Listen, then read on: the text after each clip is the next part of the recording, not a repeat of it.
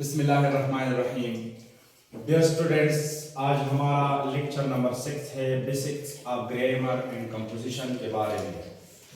جن لوگوں نے ابھی تک میرا چینل سبسکرائب نہیں کیا ہے پلیز ضرور سبسکرائب کریں تاکہ ہر نئی آنے والی ویڈیو آپ کو بر وقت مل سکے. اس سے پہلے ہم نے فریزز کے بارے میں تفصیل سے پڑھا کہ فریزز جملے ہوتے ہیں لیکن یہ ناقص جملے ہوتے ہیں، جملے تامی نہیں ہے. آج ہم پھر ناقص کے جملوں میں بتاتے ہیں کہ کلازز کیا چیز ہوتا ہے. کلازز بھی ناقص جملوں کے اقساموں میں سے ایک قسم ہے. کلاز کا اپنی معنی شک، دفع، جس طرح پاکستان کے آئین میں ہے clauses, clause number 1، clause number 2.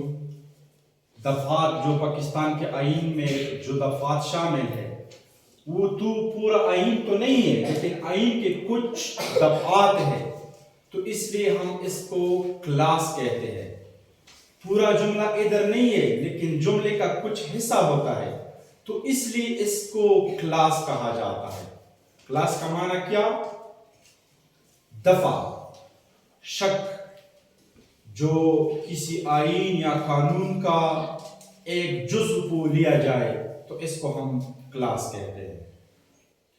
A clause is a part of a sentence that usually contain a subject and verb.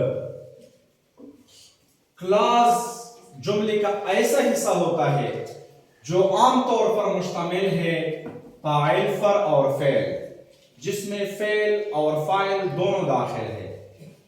Class ایک ایسا جملہ ہے جس میں فعل اور فاعل دونوں داخل ہے لیکن پھر بھی یہ کمپلیٹ جملہ ہم نہیں کہہ سکتے.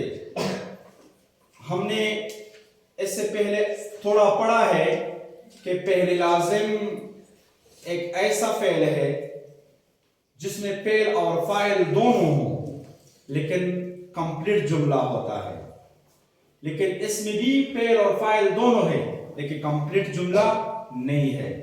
اس کے علاوہ فعل متعدی جس کو کہتے ہیں، پہلے متعدی میں فعل، فاعل، مفعول، ان تینوں کی ضرورت ہوتی ہے.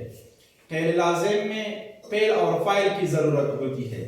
اس طرح کلاس میں بھی فعل اور فاعل کی ضرورت ہوتی ہے لیکن یہ کمپلیٹ جملہ نہیں ہے.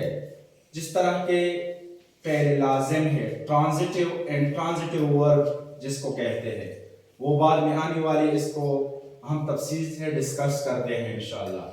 It is usually connected to the other part of the sentence by a conjunction.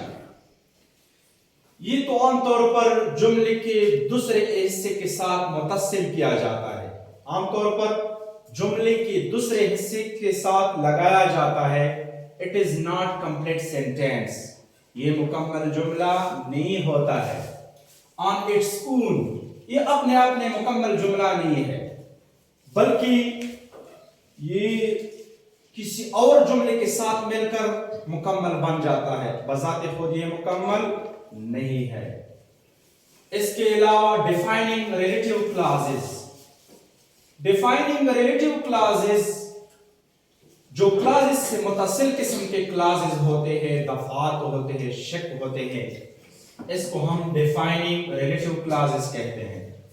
A defining relative clause gives essential information about the noun or noun phrase it modifies.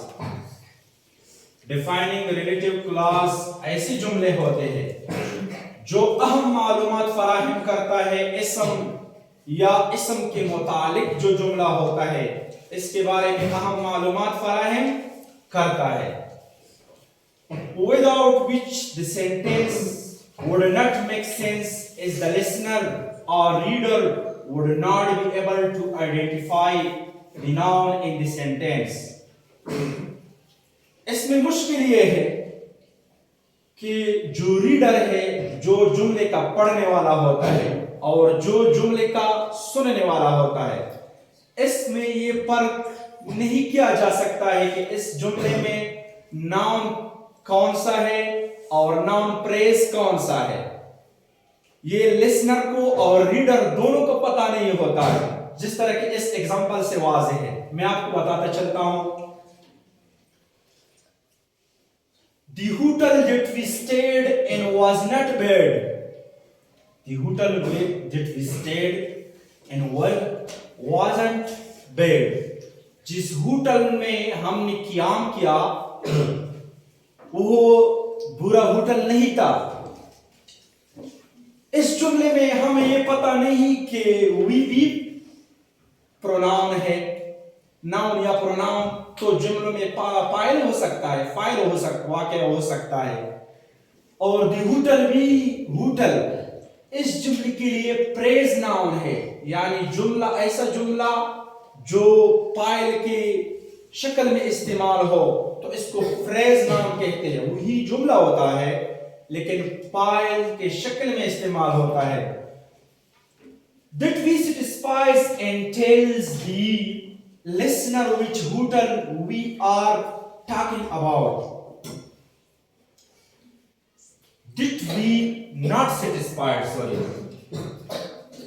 ये हमें इस होटल के बारे में मुतमईन नहीं करता है कि इस होटल के बारे में जो जुमला हमने कहा कि वो इतना बुरा होटल नहीं था, इसमें पायल हम वी को ले सकते हैं या इसमें पायल दी होटल को ले सकते हैं।